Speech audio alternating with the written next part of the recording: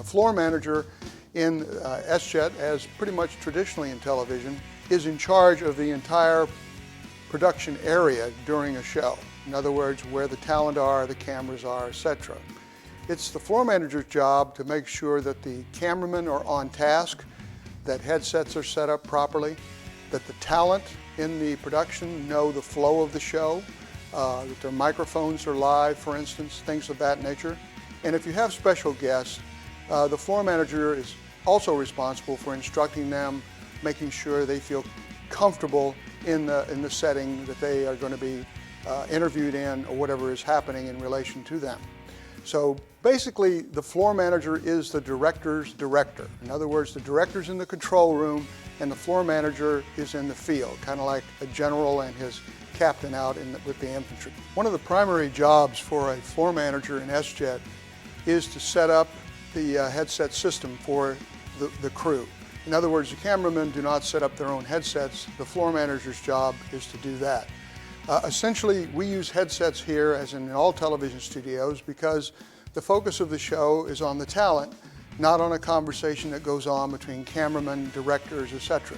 So we use this communication system so that everyone is on task, everyone has the right shot, everyone has the audio levels at the proper point, etc., etc.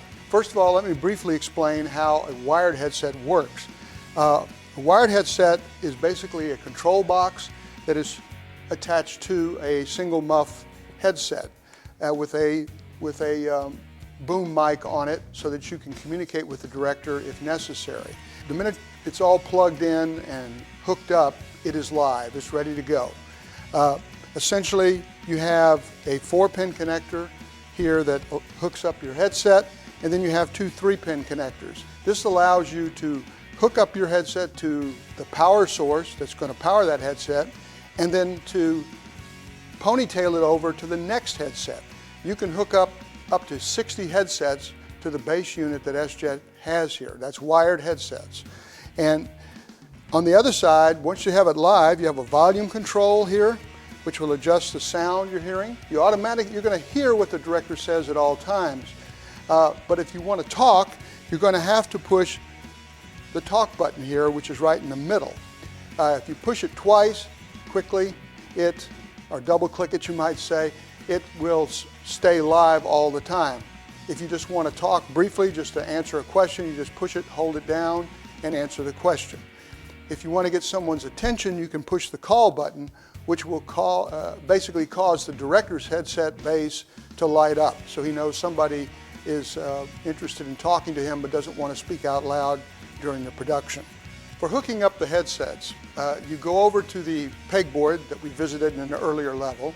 You go to A17, and there you will find the cables that are used, the black cables that are used for connecting the approximately 4 wired headsets that are used for most of our productions. You take that cable and you undo the little Velcro tab that holds the cable together, and you attempt to uncoil the cable and try to get rid of all of the twists and turns in it. It should pretty much drop out like this. At that point, you would take the headset itself, and it doesn't really matter how you start out with a headset. It's pretty much determined by the cord that comes out of the floor that provides initial power, but you can plug it in. This is a female XLR. Plug it into the male in on the headset. That means when you pony it over to the next headset, you're going to plug in a male XLR to this part of the connector and just keep going in a kind of daisy chain effect. We also have a wireless headset system that I mentioned earlier, and we only use 2 of these wireless headsets. We have 3 of them during our production. The floor manager, the level you're discussing right now, wears 1 of these because it gives him ultimate mobility. The other one is worn by the person who's in charge of playback in the computer editing room. In other words, the cameramen do not use the wireless headsets normally.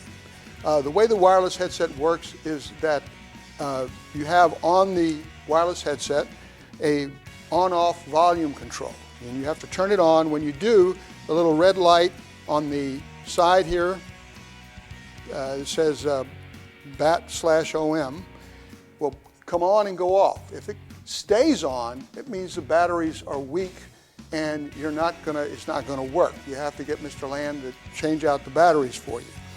It works much the same way as the other headset in the sense that you can hear on it at any point in time. If you want to talk, you have to push down the button and for talk, and the little talk light will come on. If you double click it, if you do push it down, double click it, push it hard, the talk light will stay on and you can talk back and forth if you need to be. One of the things about etiquette with headsets I think is important, and that is that once a show starts, the director should be doing 90% of the talking. And the floor manager should be in charge and more focused on carrying out what the director's asking, not carrying on a conversation with him. And that also goes for the camera positions, which we'll be discussing in another level. The physical hooking up of the headsets that I've just explained involves coming over to this wall plate between camera 1 and camera 2. There you'll find a female XLR that comes out of the floor. This is the basic connection to the base unit for the headset system. So you take that plug and plug it in, as we did before here, into the unit. If you notice at that point in time, the call light now works, the little green talk light also works, and again you have your volume control here, so you now have an active headset.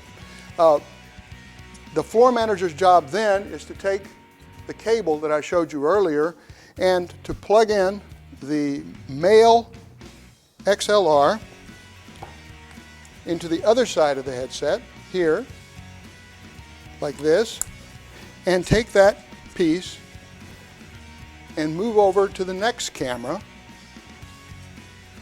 headset and plug in the female connector into it. And as I said before, this is just a daisy chain effect. You'll be setting up approximately 4 of these headsets, one for camera 1, 2, 3, and camera 4.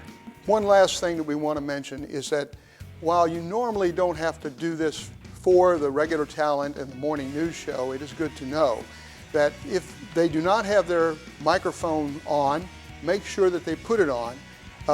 Essentially, the microphone is clipped on with a little tie clasp mic control right here, and then you turn it on by simply moving it from the off position on the side here all the way down to the bottom of end of the switch run there. The other thing that is important to know is that the talent, the announcers, use what we call an IFB.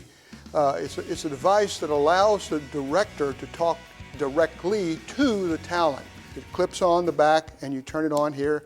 It will give you a green light when it's working properly. If the IFBs are down for some reason, perhaps the little bass unit doesn't work or something, you may have to give hand signals. The hand signal for starting the show involves a countdown. Usually you hold your hand up and you count down from 5, 4, 3, 2, 1, and then you point at them. And be very emphatic when you point at them. Don't just kind of wave your hand at them. Make sure they know it's time to start. If you need to slow down or to speed up the show, the normal signal for speeding up is a movement like this. Slowing down is usually a kind of dragging out motion from right to left of the hands. And so right now you're ready to go.